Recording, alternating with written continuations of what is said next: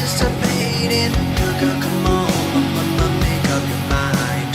The night of passion became a nightmare.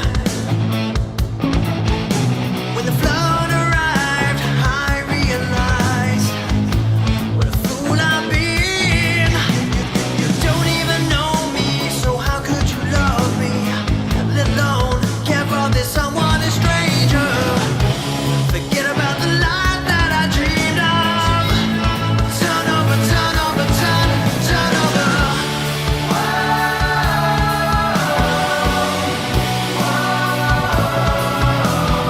Waiting, anticipating. Girl, come on, make up your mind.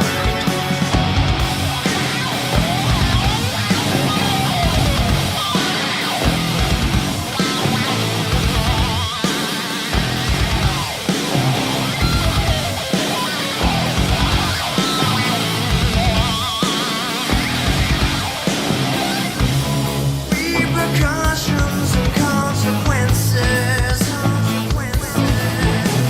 Should've known better. Wish I never met her. True to the letter, I'll never forget her.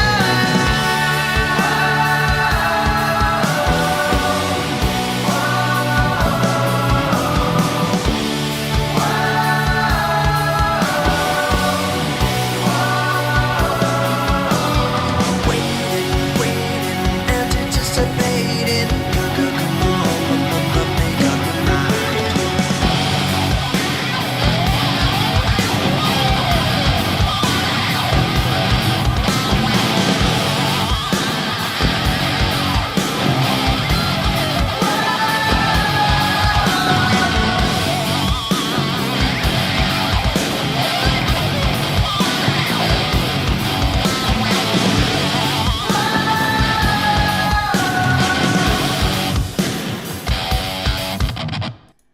Hello, ladies and gentlemen. Welcome to another live stream Saturday. I do hope that you had a great week and that your weekend has started well as well. Now, let me get you guys up on screen instantly to see who is in the live chat room tonight.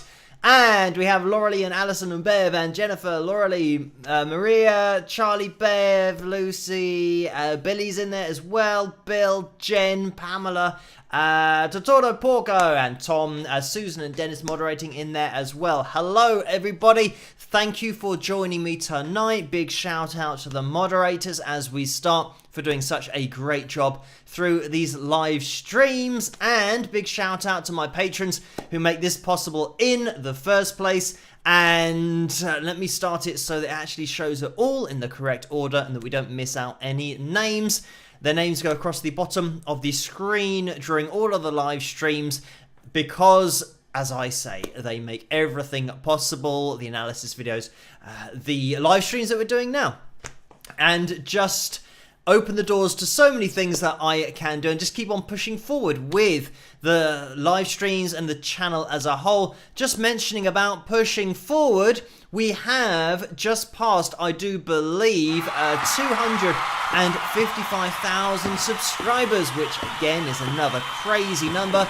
But thank you everyone for interacting with the channel, hitting that subscribe button, hitting the thumbs up, all of that really cool stuff, and hitting that notification bell. That's something that you will have to do in order to get notified for all of the videos. But 255 and counting. We will just keep on going, see where we end up.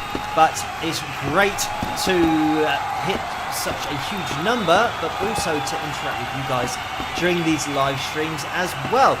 So in tonight's live stream, we get rid of that. We're going to be doing what we always do. We're going to be looking at a few pictures from you guys. I think there might be 4 or 5 pictures tonight, so stay tuned for those. We have the pick roulette as well, because we hit the target last week for that likes goal, which will be set tonight at 350. So it's another really big target. We actually had 350 on Tuesday, which the Tuesday crew managed to attain. We got up to 350 likes. So thank you everyone for watching on Tuesdays as well. We'll see if the Saturday crew can get to 350 as well. Fingers crossed. If you haven't hit that thumbs up, if you could do that as you come through the door, that would be massively appreciated. It helps this live stream to get out there, but just the whole channel to grow on the whole as well. Let's have a look at where we are with the live likes. 163 so far, so we are getting there. It seems like that's just under halfway, is it? Something like that. Again, too early for me to do the maths. I need to get a little bit closer to the number to be more at my standard of mathematics so that I can actually work it out. But anyway, thank you guys for filtering in to that live chat room. I can see everyone going in there, and Alison has tagged me there saying, "Hey Phil, wings of Pegasus."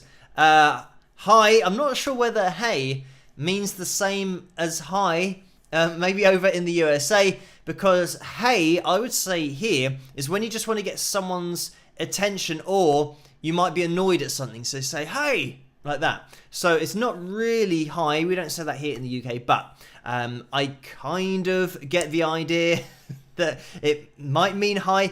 There are lots of things that are said in the USA that are slightly different to the UK. The way the English has changed actually is really interesting when it's kind of travelled over the water, but it's got a little bit lost in translation by the time it's got to the USA. And there are things like spelling colour without a U and things like that. There's centre as well, which here is spelled C-E-N-T-R-E, and I think in the USA it's spelled T-E-R at the end. Anyway, lots of really interesting things that happen like that, but we're not going to be addressing English literature or something like that on the live streams, even though we do cover pretty much everything. There's always a new topic in these live streams, and it's totally random as to what we talk about. But let's just address some of the donations that came in before we went live. There were 3, I believe, because they disappear as soon as we go live on YouTube, which is annoying, but it's just something that happens. Talking about something that's annoying, I updated the software, and it's now the case that my software won't work in Safari, which is the browser that I usually use to change all the things up on screen and kind of keep it all organized. But it now doesn't work, so now I have to open it up in Google Chrome. So yeah, it's a little bit more complicated than before, just because the program's been updated. And it always seems to be the case that you get an update to either a program or the operating system that you might be using, and then just programs start to not work anymore, which is a bit annoying. But we have managed to dodge that bullet tonight.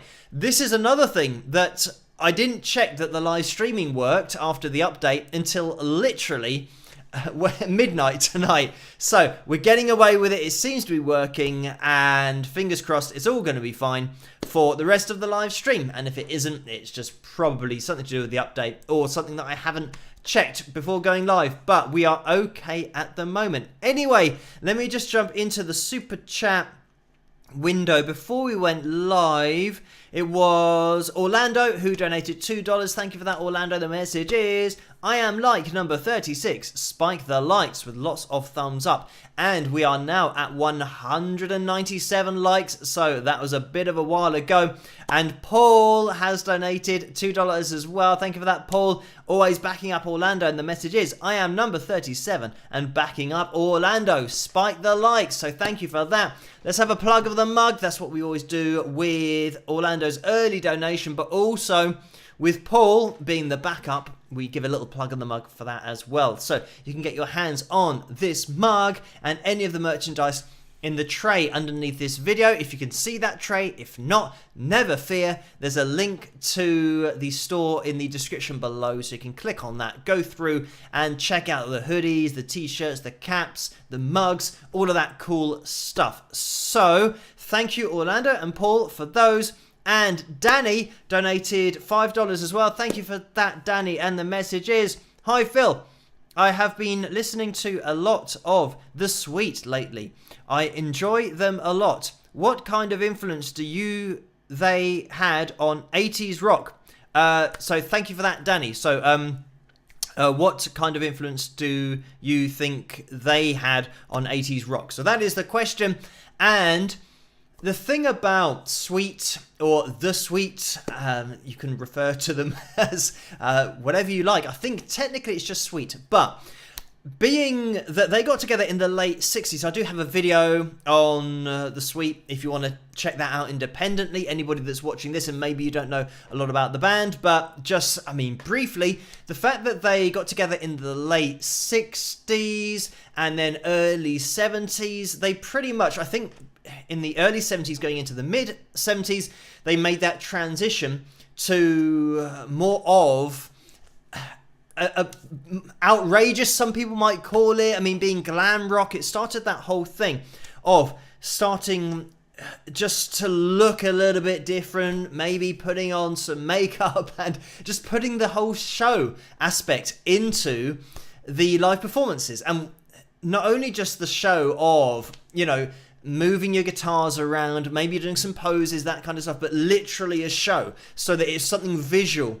And they definitely, yeah, if you look at them, you know, they push the boundaries of that. But it was not only just pushing the boundaries of the image, the look, the entertainment, but it's having that solid foundation of being good vocally, having harmonies, and just having solid guitar riffs and having catchy songs. Everyone will know Ballroom Blitz. It's a song that is just so catchy that you'll find yourself singing it, and probably even if people don't like the song, they still find themselves singing it. And that's the whole point, that it's just so hooky, and that was very much part of their music, just being catchy, being good, being light-hearted as well with the image. That's it. It's not taking the music too seriously, but still having that fundamental ability to, you know, play your instruments, be a live band, have great range within the band, which was a huge thing as well. Some of those backing harmonies, which are just ridiculous when we're talking about, you know, I'd say, you know, way up there in the countertenor range, not just male tenor range. But yes, I think definitely here in the UK, it was something that really pushed it in a different direction. So therefore, if we're talking about that in the 70s, mid 70s into the late 70s, when you get into the 80s, because that had already been done, it meant that the bands in the 80s now probably felt comfortable to just push the boundaries of their own image and just take that on either a little bit more, or, I mean, you could argue that, I mean, Alice Cooper's one of those that I always reference with, you know, taking the whole image and the look with, you know, the heavier sound of the music from even the late 60s into the 70s. Alice Cooper was another one of those guys that was taking it in a different direction that was totally different. And I'm sure for a lot of the parents at the time, when their kids started listening to Alice Cooper, it's because, you know, he did the whole makeup thing. He really did push the boundaries of what people would find acceptable, but probably what a lot of parents would find unacceptable. And that was the whole point. And yeah, you can really put it in that same kind of bracket of pushing the boundaries of what a band looked like and what they did on stage, the whole stage show. And Alice Cooper was very much about that. But still, the huge thing is having the instrumental ability. When you're talking about Sweet, but when you're talking about Alice Cooper, the catchy songs and the solidity of having a great band, having the ability to put on great live shows. It wasn't just a gimmick. It was just the foundations were solid musically, which always had to be back in the day when we're talking about the 70s, late 60s and 70s. Yeah, it always had to be really solid. But anyway, thank you for that, Danny. I think I saw a few sweet references going through that live chat room before we went live, something that caught my eye in there. But thank you for that, Danny. I think it was probably Danny throwing those in there. But thank you for that. And now I can see that Stardust Unicorn has donated $5 as well. Support band to Wings of Pegasus. Thank you for that, Stardust Unicorn. And the message is, spike the likes, everyone. Great idea. If you could hit that thumbs up, that would be great. We are at 226 likes at the moment, and we are aiming for 350, huge target for tonight, but we are well on the way. 17 minutes past midnight here in the UK, so we've got a little bit of a head start. Let me just get up on screen the donations tab so you guys know that between 35 and 45% of the donations go to YouTube, and that's through the super chat window. And there's a link in the description below for the PayPal donation thing if you want to use that. As I always say, you don't have to donate. This is just if you can't resist it and you feel that you have to do it. You don't have to do it, but if you feel the need to, the requirement to, then yeah, just to give you guys an idea of the breakdown of percentages so you know exactly where your money goes if you feel that you can't resist doing it. But like I say, you don't have to donate. Just joining me on the live streams is good enough for me, and maybe hitting that thumbs up and just interacting with the channel on the whole is great. So thank you guys for all of your support and checking out the analysis videos, the live streams, all that kind of stuff. So let's get back into the super chat window just quickly, because Jennifer donated $5 as well. Thank you for that, Jennifer. And the message is, I hear about so many band members who never got along and hated one another. Have you ever had that problem? So thank you for that, Jennifer. And not really. I think the problems that you might have with bands is when everyone is a writer or a lyricist, or maybe you've got a bassist who wants to write lots of riffs, but then the guitarists don't like the riffs. So when you've got a band where you might have 4 or 5 members and they all want to be creative, then yeah, you're going to have a problem. And it might even be the case that even when they're not creative, they might have different attitudes to the level of professionalism they want to reach. Like some people will just, turn up, have a relaxed attitude, and you might book a rehearsal from like 3 till 6, and they'll turn up at 3:30 or 4, and you'll have other members of the band who turn up at 3, or if you're like me, you turn up at 2:45, and you just get everything ready so that you can load in really quickly and maximize the 3 hours. So, I mean, certainly in my experience when I've booked, and this is something that's a little bit different because I was the driving force, and, to be fair, Griff, who we've spoken to on the channel before, he's been in the live chat room, he was like me. We had very similar attitudes, that we'd turn up early and try and get the rest, or the full 3 hours, and maybe a little bit more if we could, but we'd try and just maximize our time. And it tended to be the case that, when I started Wings of Pegasus, I would be paying for especially when it was a case of getting more session musicians, I'd be paying for the rehearsal time. So it means that if somebody turns up half an hour late, it means that I've spent half an hour of my money, or I've paid for that half an hour, and we haven't been able to do something because somebody else has turned up late, and they know that I'm paying for the time. So that's something that I do find frustrating. But generally, if you're getting session musicians and paying them, they have to turn up on time. So that's why, obviously, it's a lot more expensive, but it's a lot more organized doing things like that. But when I had band members in Wings of Pegasus, yeah, there would be a player who would turn up late, and it'd be really frustrating. And sometimes, yeah, that can be a bit annoying.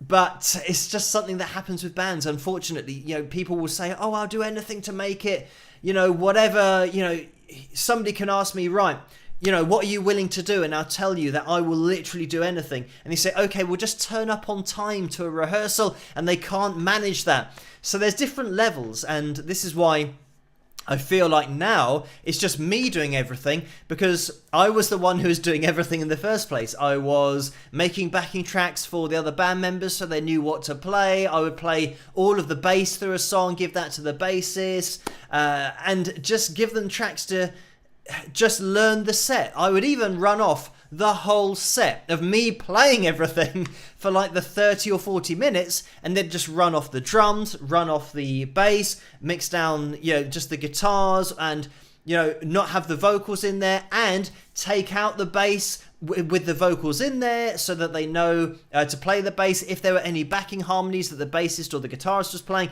I would run off a mix of the vocal that they need to learn without my vocal on there. So I would do all of this, and then that's when it's annoying when somebody will turn up to a rehearsal and will start playing, and they'll say, oh, well, I don't know how it goes. And I said, I sent you the backing tracks like 3 weeks ago with just the bass on there, so that you can learn the bass lines, or just the drums and the bass, and maybe with a vocal on there so that you can learn the songs. And they say, oh, I didn't get it.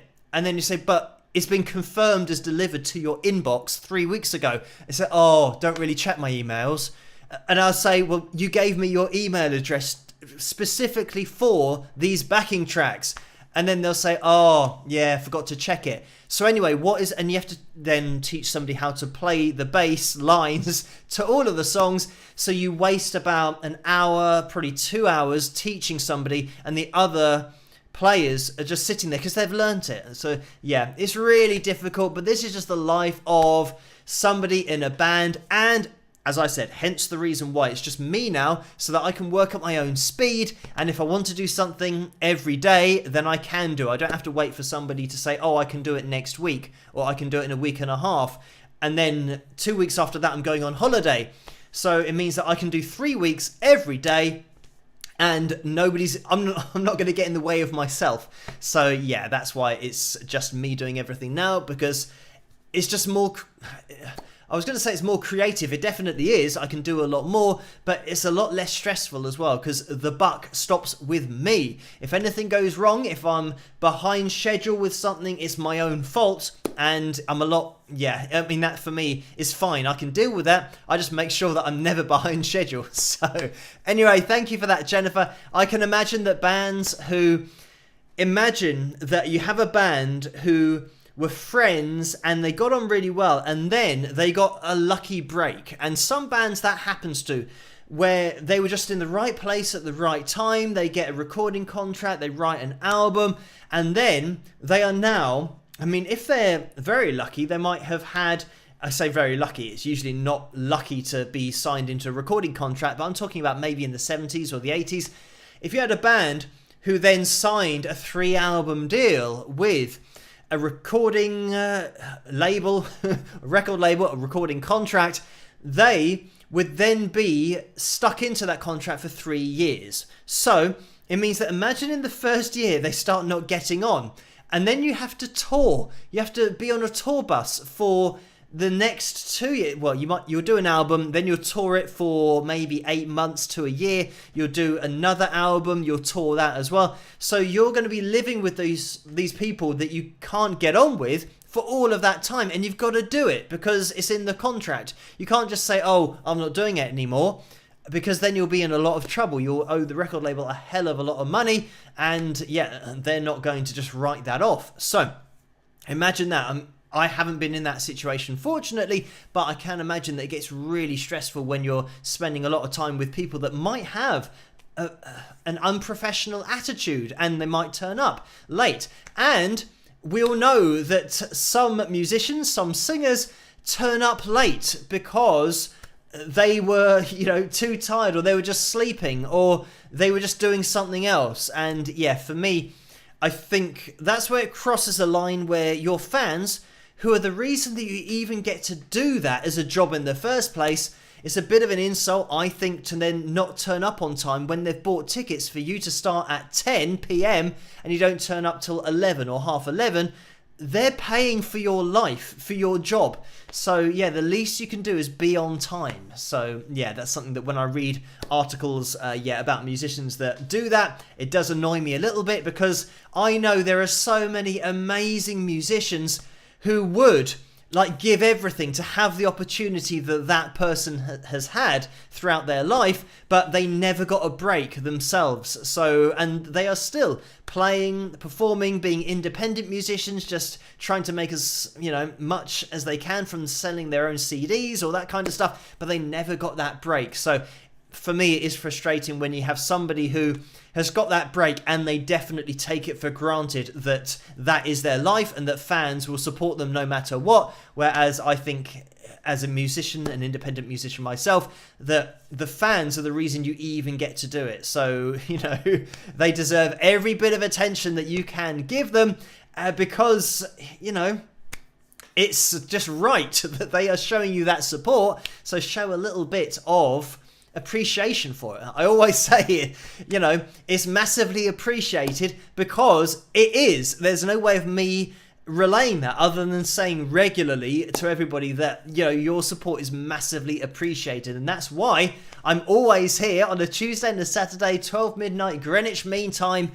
I'm never going to be late or not let you guys know that there's not going to be a live stream. If there isn't going to be one, I'll let you guys know, and I'll always be on time because I know that you guys are going to be here because I see you in that live chat room, the early birds that are in there as well. But it's just, I think, just having respect for the people that you're talking to is by, actually turning up and being somewhere when you say you'll be there, because you guys are the whole reason that I can do this in the first place. And my amazing patrons that go across the bottom of the screen, who do pop up in the super chat window, the PayPal window as well. I always say your support is massively appreciated, and it definitely is. But the great thing is that we can do this together. I'm sure that this is something that a lot of guys in bands probably don't do. They don't interact with the people that watch their videos and listen to their music, whereas this is why it's great,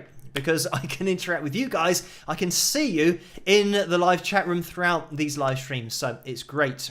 And the live chat room that you guys see on screen, that's what I see on my screen as well. So I can see, Karen going through there, and Carl, Stardust, Unicorn, Bev, Laura Lee. I've always got that on my screen. So if I do look down in that direction, you know that I'm just taking in a little bit of what's going on in that live chat room. But I am juggling a lot of other things as well, including these donations. So anyway, thank you for that, Jennifer. That was a very long answer to the question, so apologies for that. But Orlando has donated $2 as well. Thank you for that, Orlando. And the message is, good help is truly hard to find. So thank you for that, Orlando. Backed up by Paul.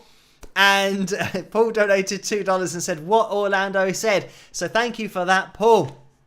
Now, what I almost did there, and I don't know whether this is something that's entirely normal, but, just to talk about something totally different, sometimes when I'm just either talking or not really concentrating, I'm sure lots of people have got little things that they do. And one of these things that I do, which is actually quite bad, fortunately, I haven't been caught out yet, but I was doing this earlier, and I've done this all the time where I push air out of my hands, and it's just something that I do just without thinking. But the problem is the noise that it makes, because when I go like this, like that, I just do that with my hands sometimes, and it makes a noise, and probably not a very nice noise, but I don't realise I'm doing it. And I'm not thinking that other people might think that that is something else, but it's just something that you might actually see me doing it during live streams. I've kind of got my hands like this,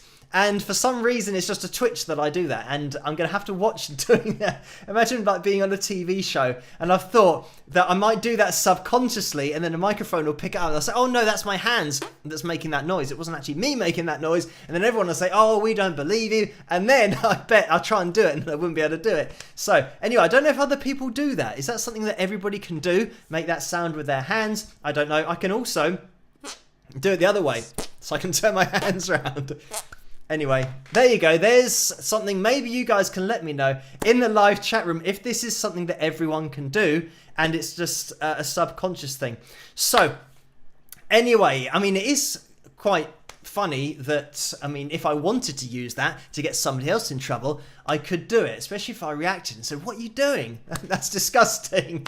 And I have done that to my dad, obviously not in public, but as a little joke. I always, if he's ever in the same room, obviously not in front of everybody else, not in a situation where it might be heard by other people, and maybe a bit more of a formal situation when you've got visitors. I don't do it like that, just as a joke, to just pretend that he has done something that he hasn't done. But anyway, moving on, I'm just going to get into the PayPal window as well, because there were some donations that came through before the live stream. I do like to mention all of these, even the ones that come through between each live stream, because this one came in at 10:42, and that was on a Friday, a very early morning, and this came through from Roderick, and this was a £3 donation, so thank you for that, Roderick.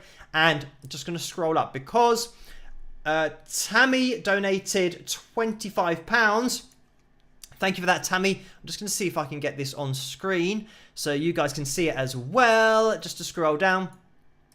And there we go, because the message is, please be careful moving things into your new studio/room and have a great rest of your weekend. Rock!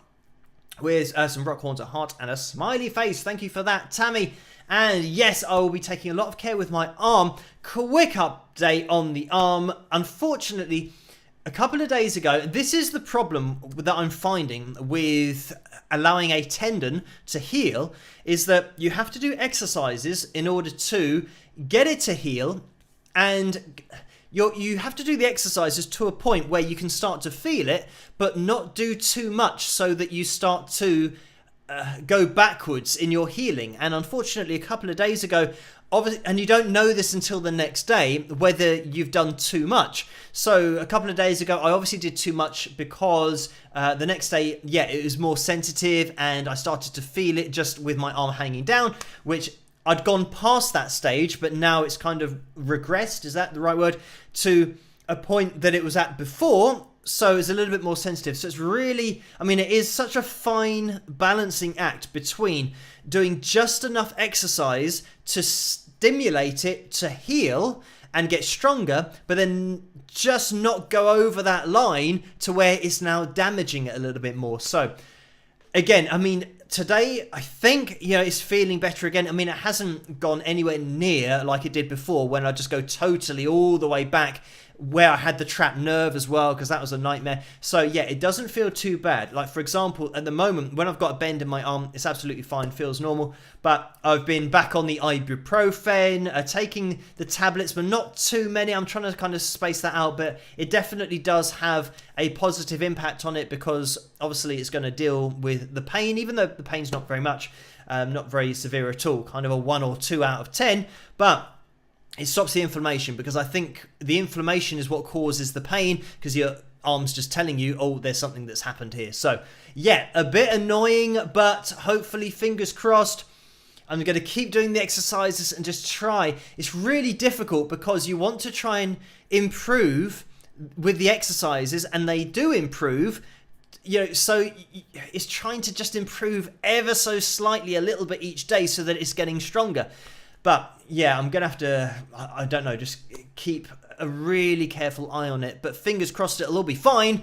And I will definitely wear my elbow support as well if I am lifting things. But I'm going to attempt to break things down as much as I can. For example, this desk has got, I think, 3 sections of it. So I'm going to take it all apart and, get a screwdriver out, remove the screws, and just probably get some help from my family as well to lift things. But, things like taking the drawers out of the unit first, so that's all as light as possible. I'm definitely going to be going through all of that. So it'll probably take quite a long time to break it all down, but it's going to be better in the long run for moving things and my arm. Anyway, thank you, Tammy, for that donation. And just to jump into that PayPal window again, because there's been another one that's come through from Richard.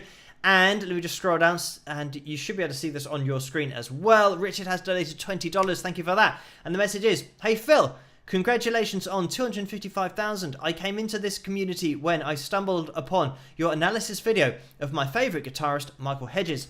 Your success is a lesson to us all in what can happen when you follow your passion, hold steadfast to your standards, and also give back to others along the way.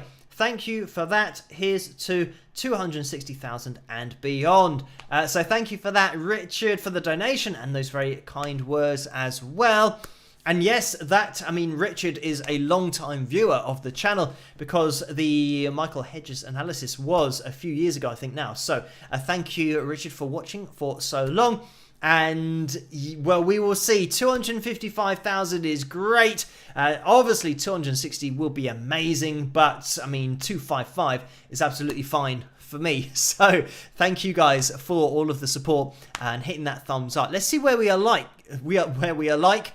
This is another thing that is popping into the English language a lot here, is saying like, but not referring to, I was going to say, let's see where the likeometer is or where the likes are for tonight. But people start using like quite a lot here in the UK. So like when they start like talking, they like mention like what she was like, and I looked at him and he was like, and I was like, and like is being used so much in the English language, and I do find it quite entertaining because I think it's a lot of the younger generation now here. I don't know what it's like over in the USA or other English speaking countries, but they are using like a lot, but they're not using like to describe something that's similar to something. It's just a word that goes in there for, I think maybe when you're thinking about what to say, they like throw a like word in there. And yeah, it's all a bit crazy. So when I'm saying like, I'm talking about actual likes, and we are at 304.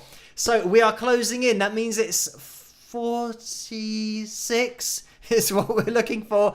Hopefully that is correct.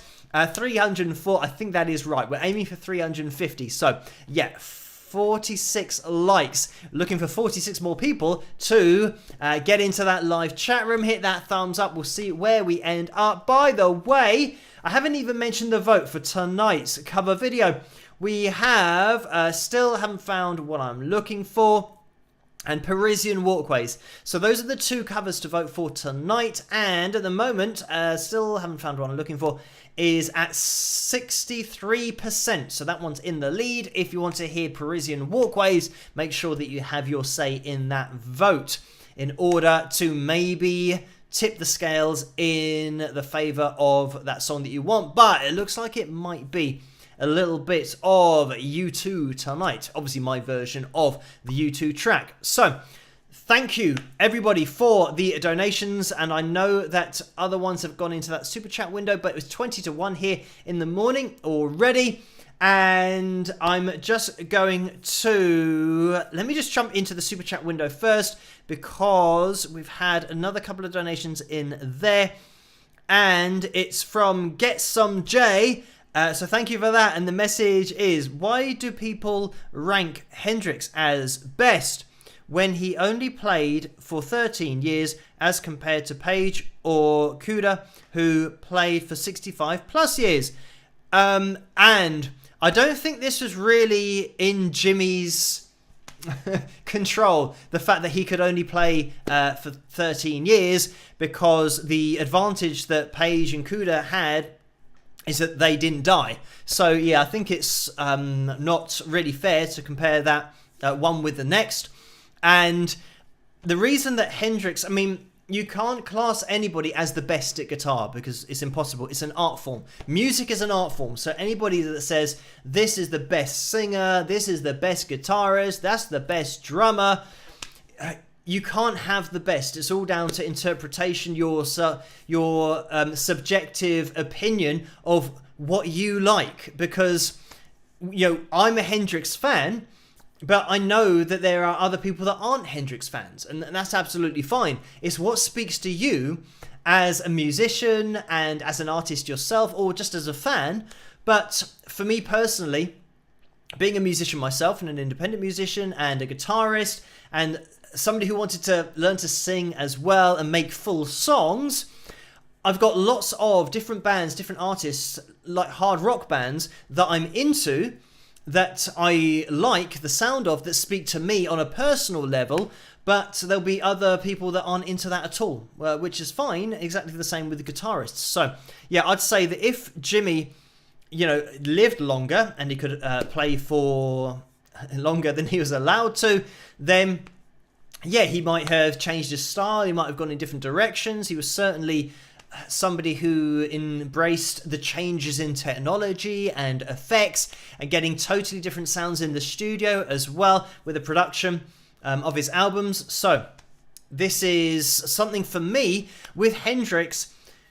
He was totally different with his approach. I mean, it was really like no holds barred. He just let everything go live, dancing on that edge of feedback. And it's something that a lot of great players since have really been into Jimi Hendrix because of just the way that he threw caution to the wind and he had control of the feedback, which was so on the level of, you kind of think, how can you control that? Because when you start playing guitar yourself and you start playing in large venues, you then start to get an appreciation of controlling feedback and the level that Jimmy was at with that ability. And it's something that's totally different and you could argue instinctive. And Gary Moore was great with that as well, just controlling that feedback in order to get the note just be endless, because that's the feedback loop. It will never end until you just, change it yourself. Turn down the volume of your guitar, move to different, note on your guitar.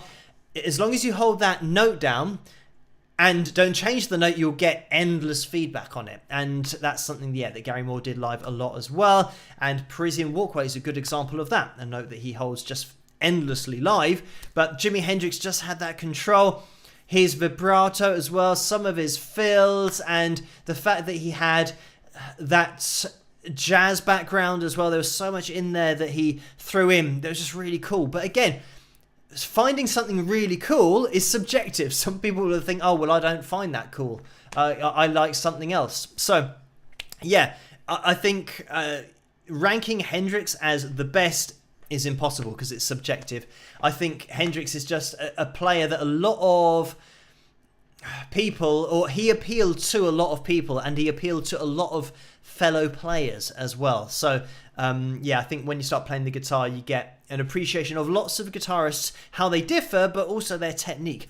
And I think with Jimi Hendrix as well, just the fact that he played the way that he did, taking a right-handed guitar and, flipping it over and playing it left-handed, but he still strung the guitar in exactly the same way that you would string a left-handed guitar. So he did swap the strings around, so all the shapes were the same as you would have if you played it, the correct way, but if you're right-handed, using your left hand to fret your chords.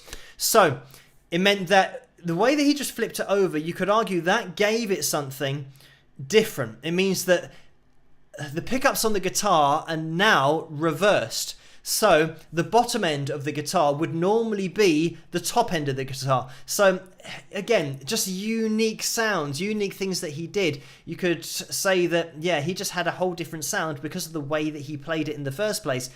Anyway, it's a really long discussion. I like loads of guitar players. Like I said, Gary Moore, Steve Ray Vaughan, all of these kinds of guys. And then into hard rock, Eddie Van Halen, Steve Vai, Joe Satriani.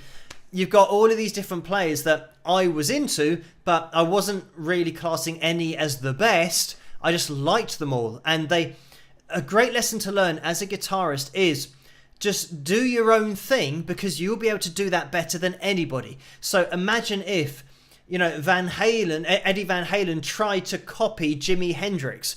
He wouldn't have been Eddie Van Halen. And you can say that for every guitarist. Like Steve Vai, for example, still uses a lot of tapping technique, but he's by no means Eddie Van Halen. They are their own entities. They're their own artists. They do what they do. They have their own voice through their guitar. And that's the best way to approach it. Just don't try and copy somebody else and just copy all of their techniques. Just play the way that you play. So then people might look at you as a guitarist and go, oh, I like that player, how he sounds. Because if you just do what you do, you will appeal to a particular type of person who likes a particular type of playing, and they might just really love your sound. So it's so much easier to just play the way that you play, and if people like it, great. If they don't, it doesn't matter, because then at least you're having fun playing the instrument, which is what it's all about. Anyway, thank you for that. Get some. And Lucy has donated $5 as well. Thank you for that, Lucy. And the message is, if you could magically learn 3 languages, what would they be? Related. Do you already speak languages other than English? So thank you for that, Lucy.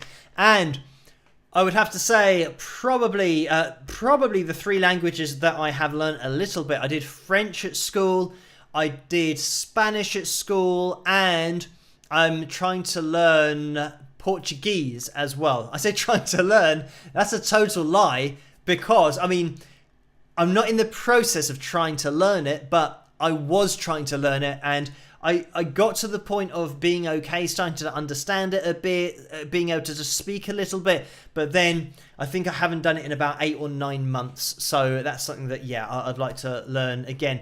But it's probably a bad idea because of the fact that Spanish and Portuguese are really similar, but they're just slightly different things. Like in Spanish, you'd say hola, which is hello, and in Portuguese you say hola, and in Brazilian Portuguese, which is what I was trying to learn, it's spelt differently. It's O-L-A in Brazilian Portuguese, whereas in Spanish it sounds the same, but it's spelt differently. It's got an H in it, and it's O-L-A. So yeah, that's something that probably not a good idea to learn languages that are that similar, but I'm hoping that it's going to make it a little bit easier, because there might be other words that are similar when you speak the language, but then when you write them down they're different, but it means that at least maybe I'll be able to speak in that language a little bit better. So yes, those are the 3 that I can speak a little bit of, but I still have a lot of practice to go, especially French. I mean, that I did at school,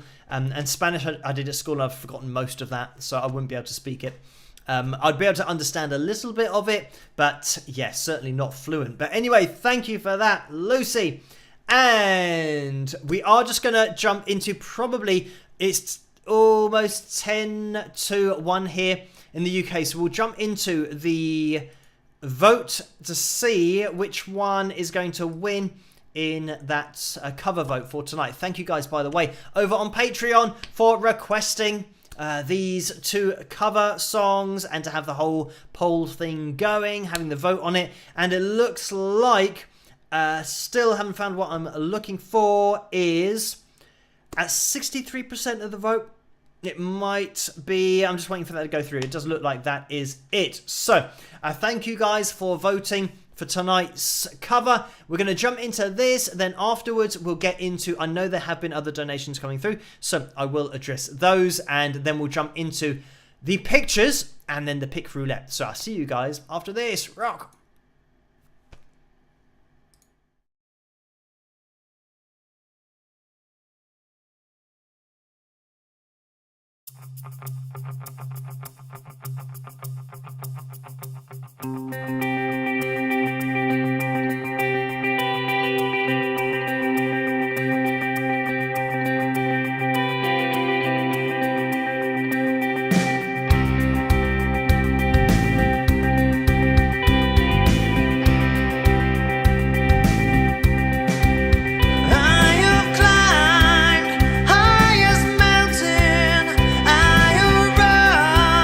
Through the field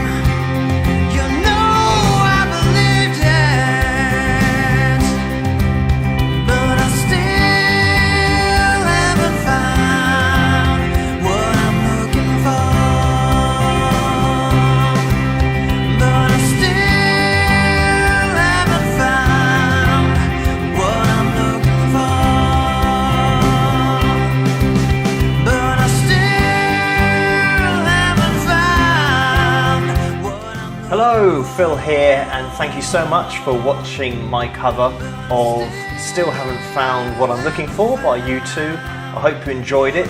The names that you can see going down the screen here are my patrons who support me and make videos like this possible.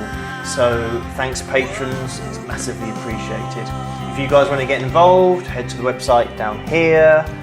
And if I don't see you on Patreon, then check me out on Facebook and Twitter and Instagram and all the other places. But I hope you enjoyed this video, and I'll catch you guys at the next one. Rock!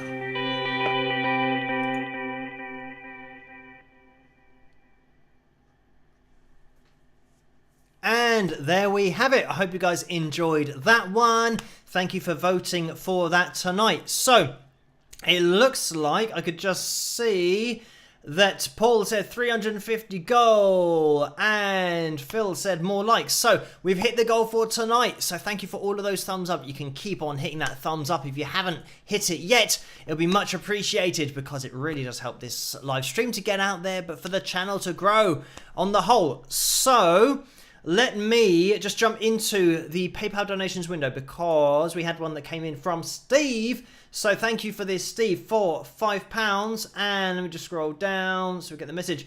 Why are power trios so successful at creating classic rock hits?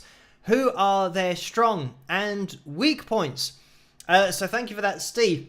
And, I mean, if you're talking about who are their strong and weak points, or what are their strong and weak points, I would say who is probably more relevant, because when you're in a power trio, or any power trio, you've got fewer people in the band. So it means that you need arguably more talent in the band to get the same effect as another band who might have 4 members, might have 5 members. So when you're talking about, I mean, Rush is a great example of a 3-piece who are individually just massively talented, and then you put that together and the sum of the parts obviously are more than them individually, but already individually they're just on a totally different level. So once you start adding together guys like that, then yeah, you're going to get some seriously good music coming out.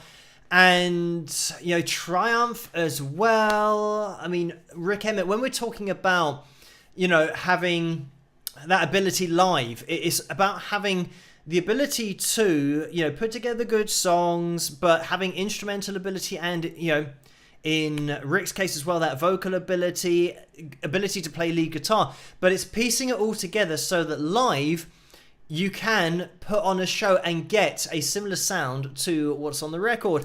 And sometimes, you know, with a 3-piece, you might have live a keyboard player who's either, you know, on stage with the 3-piece or just, you know, off to the side to fill things in a little bit. But a lot of the sound on the albums is what these 3 guys are producing. So yeah, and mentioning about, yeah, just 3 pieces power trios, it seems like, you know, Canada was just a place that had it going on for, I mean, not only that, just, you know, great rock music, classic rock hits, but yeah, it just seems like there are so many that came out of Canada. But just the thing about having the power trios, the 3 pieces having such a disadvantage, I think the real proof in the pudding is that Joe Public, who doesn't know anything about playing instruments, doesn't know about, you know, how many band members you might need or not need to get a full sound, they'll just listen to the band and love it and enjoy the sound. But then when you are a musician yourself, you then get a deeper appreciation of exactly what's going on with just 3 musicians on stage. The fact that the guy who's playing the rhythm guitar is singing at the same time. And I've mentioned this in other videos about great rhythm guitarists who are also lead guitarists who can sing. When people start throwing into the mix, oh, that person was the best guitarist or is the best guitarist of all time, like we've already mentioned tonight, that's totally subjective. But saying that, oh, that person's the best guitarist of all time, I think that you've got to throw into the mix, yeah, but did they sing? Because once you sing and play guitar at the same time, you're now doubling the difficulty of playing that guitar. You're not just looking at it and focusing on it. And, you know, even when you're playing a lead guitar solo, you don't have to look at the guitar because, you know, you've got the muscle memory. But if you're having to sing, it means that you can't be looking at your guitar anyway, but you're now remembering lyrics, you're trying to get the vocals accurate, hitting the notes, applying vibrato, trying to have breath support going on as you ascend. You might be applying vowel modifications to your voice. So all of these things you're thinking about while you are playing your guitar. So when you start comparing one player to the next and one of them doesn't sing, he gets to use all of his brain on his playing, you can say, well, that's not the same as this person who's singing, concentrating on all of these vocal techniques, and they're playing the guitar to a high level, arguably the same level as the person who's not focusing on singing. So yeah, you can throw that into the mix. So that's the kind of appreciation that you get for power trios, because you understand how much more they are doing, even though people that might not be a singer or an instrumentalist themselves, they might not take that in. But then when you start doing it itself, you think, yeah, it's on a totally different level, doing two things at once. And more often than not, yeah, you'll have a bassist who sings as well. You'll have a drummer who sings, and they're supplying harmony vocals, if not lead vocals, to the power trio, or just that three-piece setup. So anyway, thank you for that, Steve. Interesting topic. One of those things that I could talk about for a very long time, but it's 1 a.m., so we're going to have to move things along a little bit more quickly. But thank you, Ron, as well, who has donated £3 and 68 pence. So thank you for that, Ron. That is a straight-up donation without a message on that one. Mary has donated £5 as well. Thank you for that, Mary. And another straight up donation.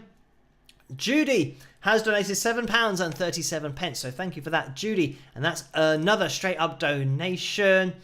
And Deborah has donated £5 as well. Thank you for that, Deborah. This one does have a message. It says, congrats on reaching 255,000 subscribers. Spike the likes. Great idea there from Deborah. If you can, keep on hitting that thumbs up. If you are part of the catch-up crew, you can do that. Hit that thumbs up. It all really does help. So, hello if you're watching this in the future.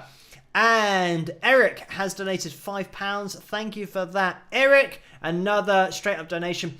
And I'm not sure whether the messages are now getting through okay on PayPal, and if there are any donations that don't have the message, it's not something that I control, it's just coming through PayPal. So it'll be a problem with the PayPal side of it, but thank you for the donations. Thank you for that, Eric. And Karen has donated £3 and 68 pence. Thank you for that. The message is, hi Phil, congrats on hitting 255,000 subscribers.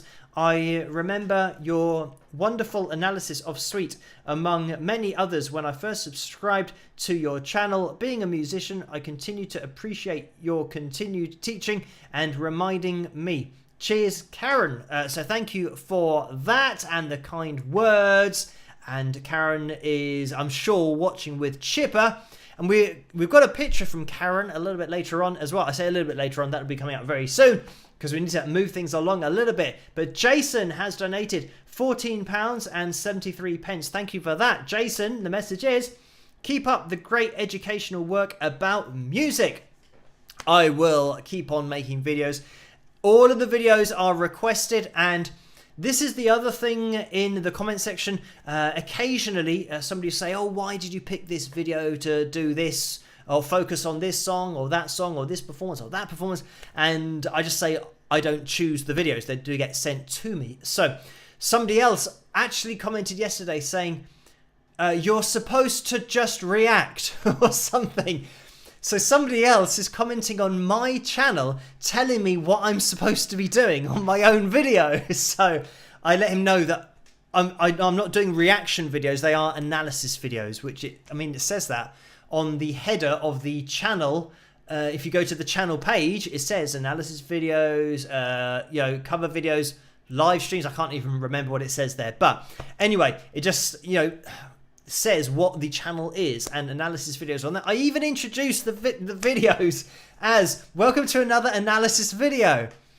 on every single one since I started. So yeah, they're not really reaction videos. I know that people might see it on the thumbnail like a reaction video, but that's just me looking at the performance, so it just happens to have that in common.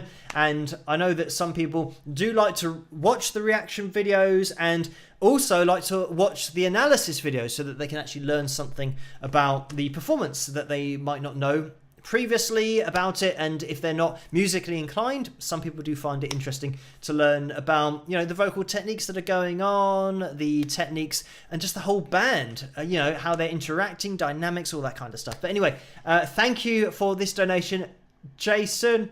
Just gonna scroll up because Carla has donated £5.41. So thank you for that, Carla. And that is a straight up donation as well. So thank you for that. Kevin has donated £1 and it's a straight up donation. Thank you for that, Kevin.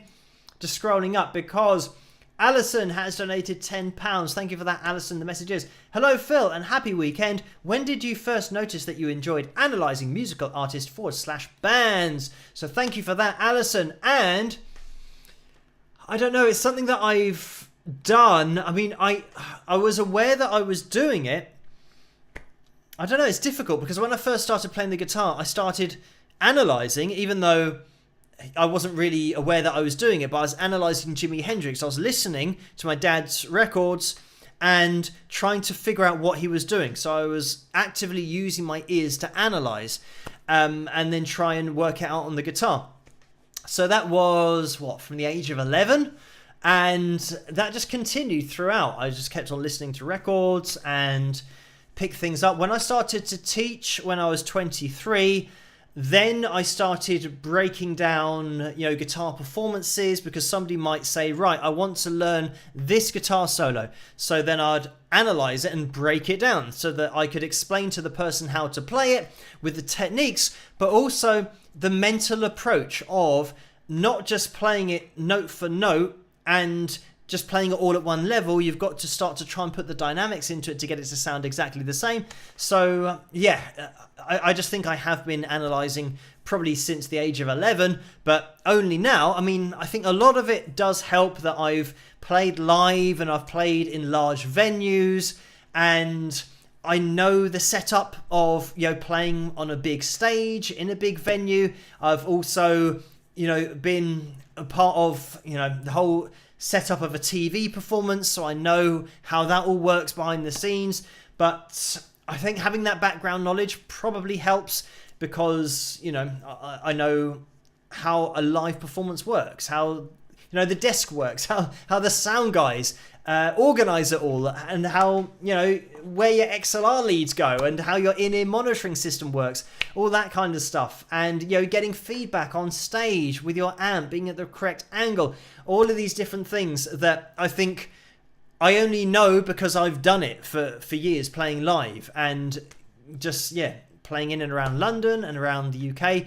It's something that might give me more of an insight than other people who might like music, and they might even be a guitar teacher. They might even be a vocal coach, but they've never got to the point of performing in front of a lot of people. And that's something that I'm fortunate that I have been able to do that. And yeah, it means that I can, especially when I'm watching performances, I can relate to the people on stage because I know, say for example, they're not having a good performance and they're obviously struggling with their in-ear monitoring system. I can relate to that because, you know, I've been there. So, and this is why when I run my in-ear monitoring system, I changed the routing of it, because I realized that leaving it to the sound guys wasn't the wisest thing for me personally. I wanted to have a mix, or my own mix, that I controlled in my ear, even if it meant bypassing the desk. So again, it's these technical things that you only really learn when you're playing live, the best way to do things for you personally. And then when somebody performs live and they say, you know, I'm struggling with my in-ear monitoring system, I don't know what to do, or sometimes the fallback isn't loud enough. So it means that I can give advice as to how to get over that and improve your live performances by routing your in-ear monitoring system in a different way so that it's reliable for every single performance that you give. So at least you've controlled that variable, that you're not going to be panicking before your live performance what your on-stage mix is going to be like, because you've taken that risk out of the equation by rerouting it, that you can do something the same every single time for every single live performance. But anyway, I digress, but thank you for that, Alison. So the answer to that is probably yeah. When I was 11 years of age, I enjoyed playing the guitar. I enjoyed breaking it down. So probably from that age. And Lamotte Prairie has, I'm just reading that again, I think that was right, has donated £3.68. So thank you for that. And that is a straight up donation. And just scrolling up, because Lisa has donated £20 as well. Thank you for that, Lisa. And the message is, hi Phil, congrats on 255k. I speak Spanish, French and Portuguese. The last two share 89% of their lexical characteristics. So knowing one can definitely help you understand the other. Happy learning, rock. So thank you for that, Lisa. That's good to know for the future as well. But then again, I think Spanish, I didn't get very far with that. So I probably will end up knowing more Brazilian Portuguese than Spanish in the end. But thank you to Diana as well, who has donated £10. And that is a straight up donation. So thank you for that one, Diana. And scrolling up, because Linda Z is in the house and has donated £10. Thank you for that, Linda Z. The message is, hi Phil, wishing Carla Murray a big happy birthday for yesterday and an even bigger feel better soon for today. So thank you for that, Linda Z. And a huge happy birthday to Carla for yesterday, even though we did mention it on Tuesday, but then I said that maybe we'll mention it on Saturday as well. Unfortunately, yeah, Carla has been a little bit ill, Unfortunately, she thinks it might be food poisoning or something like that on her birthday. So get well soon, Carla. I'm sure everybody wishes that for you in the live chat room. So everybody say happy birthday to Carla in that live chat room tonight.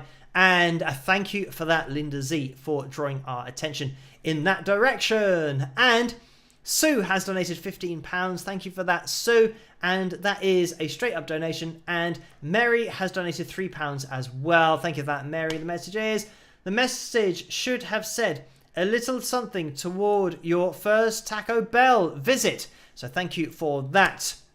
And yes, the whole Taco Bell from the last live stream, I said that I've never had one. And I think now I understand kind of what it is. It's like a crispy pancake type thing with meat inside it.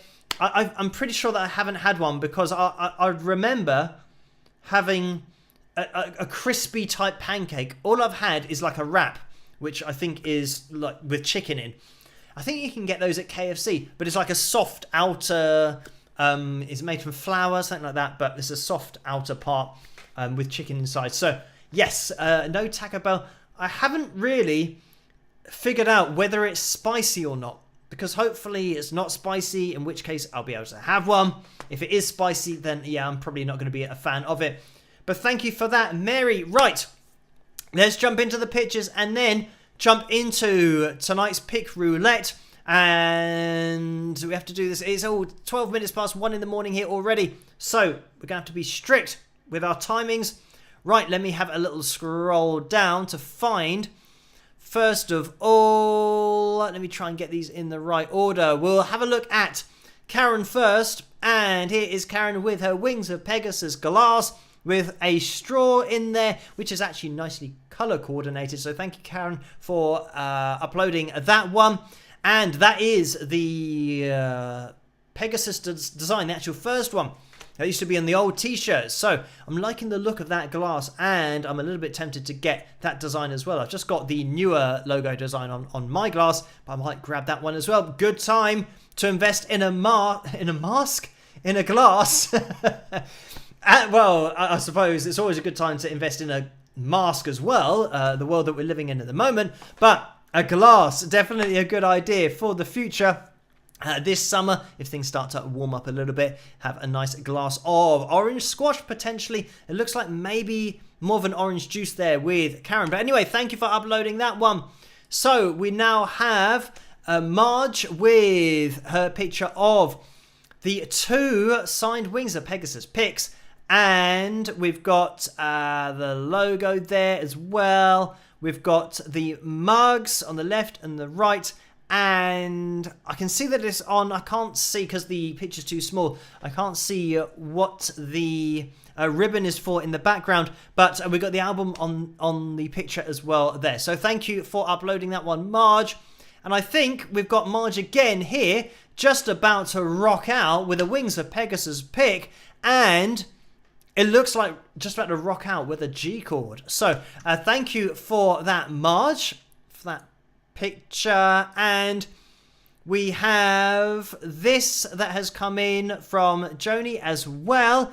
And I think Joni is also Chris, maybe in the live chat room. But yeah, I struggle to keep up with the names, and the other names that are the YouTube sometimes usernames are different. But anyway, thank you for this, Jody, uploading the pictures of the Phil Palmer book Session Man.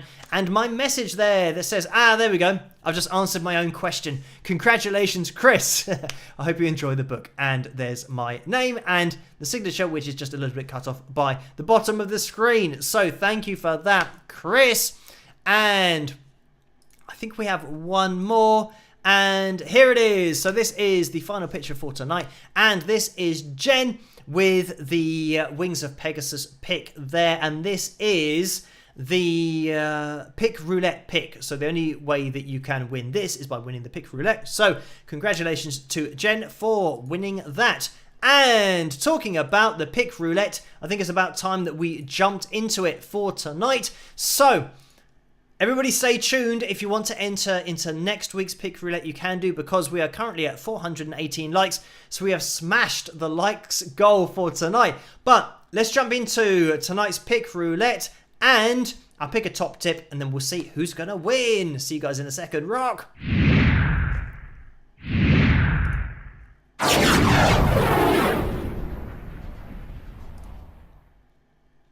So let's get the wheel up on screen, and there it is. If this is your first pick roulette, here are the t-shirts in these darker segments here. We're going to give the wheel a spin, see who's going to win. Let me pick somebody at random. Alison J is going to be our top tip for tonight.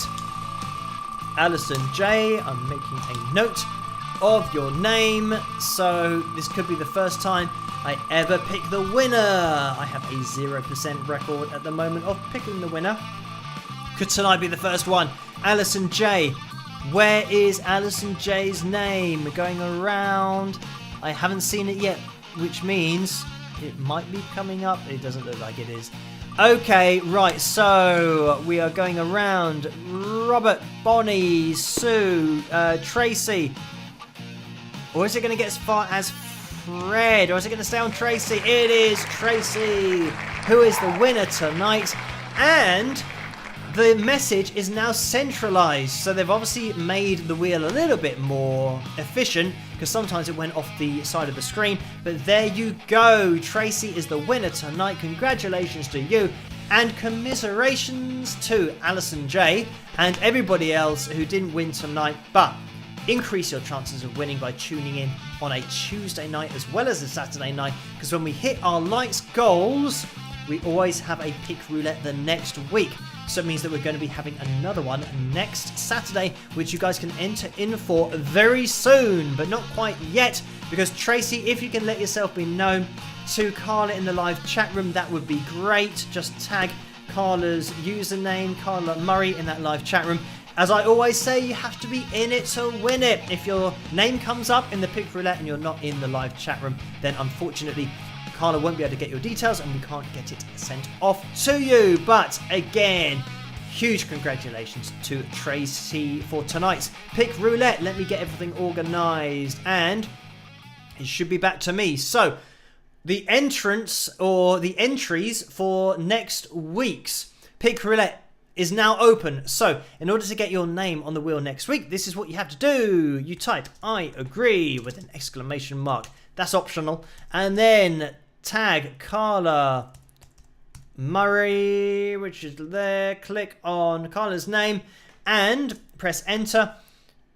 And you'll be able to see my post going through the live chat room in a second, or maybe a few seconds. And actually, perfect timing. I'm underneath Carla's comment there. So I agree, at Carla Murray.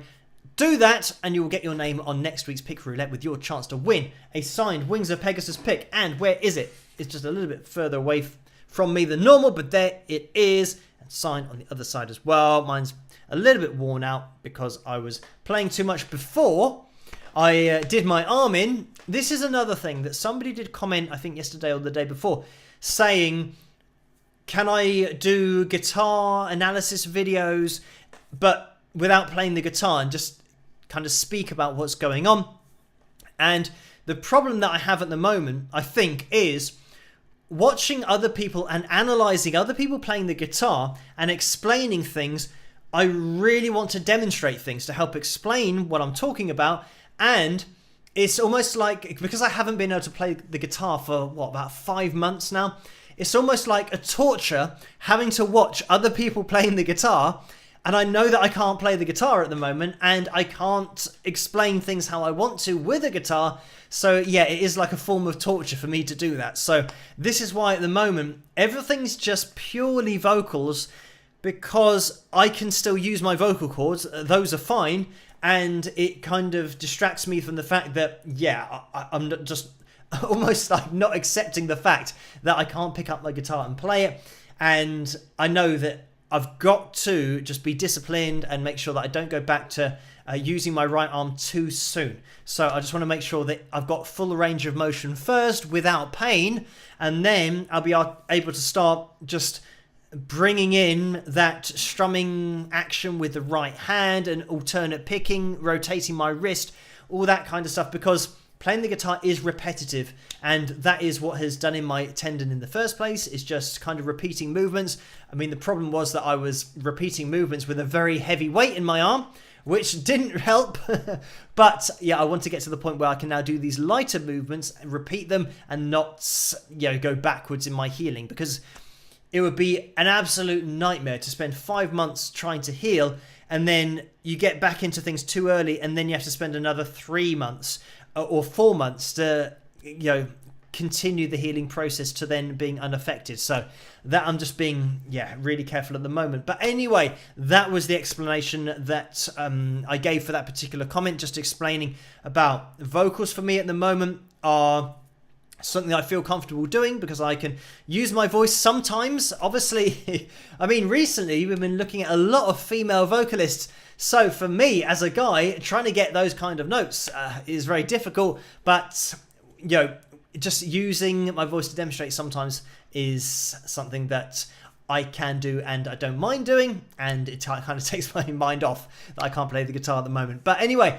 thank you for all of the donations, guys, and for entering into that Pick Roulette next week. It's 22 minutes past 1 here, so it is pretty late on. Let me just jump into and make sure you guys are still jumping into that live chat room, entering in. Type I agree, tag Carla Murray, because the live stream is going to be ending soon. I just want to have a look into that super chat window. I think we had another donation from Jen in there for $5. So thank you for that, Jen. The message is, what's our chosen t-shirt for the evening? With a inquisitive looking face, it is Batman for tonight. And there it is. So, no Wings of Pegasus t-shirt tonight. This is the thing, I've got so many, I don't know how many t-shirts I've got. I've definitely got probably 2 weeks worth, or maybe more than that. So it just happened to be Batman tonight, and I think Batman has been in the pile somewhere. I don't know how it's worked its way up, but it's been Batman. I've got a Queen shirt that's in there, that's quite near the top. Trying to think of the ones that are being cycled at the moment, because Jurassic Park is always in there. Let me think. I know AC/DC are in there, but I think they're more than 7 down, because I wear 7 shirts and then wash them at the end of the week, and then I just go through the same 7 shirts that have now been washed and now dry, and pretty much just working my way through them. So yeah, It's just Batman tonight. I don't think we've worn Batman in quite a while, but yeah, as you guys know, I have plenty of shirts, and they seem to be just on a cycle the whole time. But I have to mix up the order a bit so that we get a little bit of a different shirt going on. Anyway, I mean, for the live streams, I should really wear my own merchandise, but it's got to be a little bit further down. I know it's in there somewhere, but the Wings of Pegasus t-shirt. If you guys want to grab one yourself, head to the spring.com store. It's in the description below, as I mentioned at the beginning of this live stream. So we are going to be calling things to a close, and it's almost 1 here. So I don't think we're going to have time for a cartoon or the riff of the week, but that's just the way it goes, because we had a few questions tonight, and we have elaborated on some of those questions, so it has taken up a little bit of the live stream time. But that's the good thing about the live streams. They are totally random as to what we talk about and what we get up to, which is great. So thank you guys for joining me tonight, and real last call for the I agrees in the live chat room to get your name on next week's Pick Roulette. I'm just going to look into the live chat room to see if I can see any I agrees going through there, just to try and elongate it a little bit, but I can't see any, so it might be a good time to call things to a halt. A halt? Yeah, I don't know why my brain just questioned whether halt was a word or not, but it definitely is. To call things to a halt. Anyway, so thank you. I can see that Ling Yu's gone through with a Formula 1 Sunday, or Sunday with a T. And Formula 1 is something that I do like to try and watch if I can do. And they had the sprints on earlier, and I think I'm trying to remember who got into pole. I can't remember. It definitely wasn't Lewis Hamilton. He was like 14th or something. But yeah. And I'm trying to think, but I can't remember. Actually, I know who it was. I don't know why. I don't know why his name is not popping into my head, because I know who it is. And yeah, it's just sometimes names just aren't accessible in my brain for some reason, even though I know who the driver is, because he won the World Championship last year. But anyway, and he was Hamilton's... Wow, yeah, I almost got it then. When you get a name that is so close to you knowing, it's going to be really annoying that I'm not going to be able to get this. But anyway, yeah, he was Lewis Hamilton's rival last year. I'm still trying to coax it out of my brain, but I don't think it's going to happen. But yeah, Lewis Hamilton's had a bit of a nightmare start to the season, unfortunately. But yeah, F1 is something that I do like to watch. So anyway, I might catch a bit of that race tomorrow. It's at Imola. So I used to play a lot of the F1 computer games, so I actually know quite a lot of the tracks because I used to drive around them in the game all the time. So anyway, enough of that, enough F1 chat. Thank you guys for joining me tonight, and I'll be here again tomorrow night with another analysis video, and I'll be Verstappen. There you go. I don't know why Verstappen's name just wouldn't pop into my head, but that's what happens. When you want a bit of information, your brain holds it back until you're talking about something totally different, and then it just throws the name out of nowhere. So there we go. Right. Anyway, yes. So I'm going to call it to a close now, but it's good that I managed to get Verstappen's name right at the end there. And yeah, I'm going to be here, analysis video tomorrow night.